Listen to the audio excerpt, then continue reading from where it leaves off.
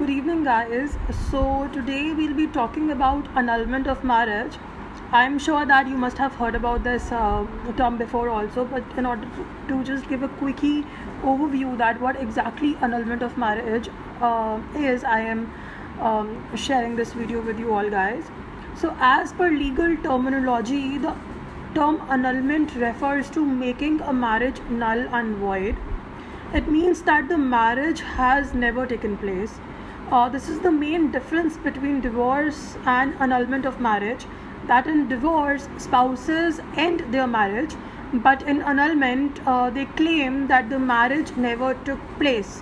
Another major difference between divorce and annulment of marriage is that when a divorce is done, both the parties are called as divorcees.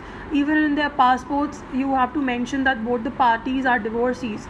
But after annulment of marriage, the status of both the parties do not change. The status will remain as single. So this is the another major difference between annulment of marriage and divorce. So annulment is a legal process for declaration of marriage null and void. It can only be stated null and void if there are certain legal requirements which were not met at the time of marriage, or it is considered to have been never existed legally. So as per section 11 of Hindu Marriage Act 1955, which deals with such marriages described as the marriage solemnized shall be null and void by presenting an annulment petition through any of the party on the basis of following grounds. So now I'm going to tell you 7 grounds on the basis of which you can file annulment of marriage in the court.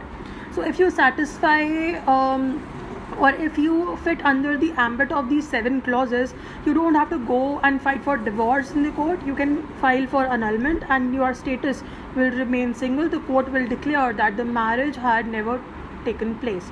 So the first ground is that any of the spouse was already married to someone at the time of the marriage. So you have to prove this also, that any of the spouse was already married to someone at the time of the marriage.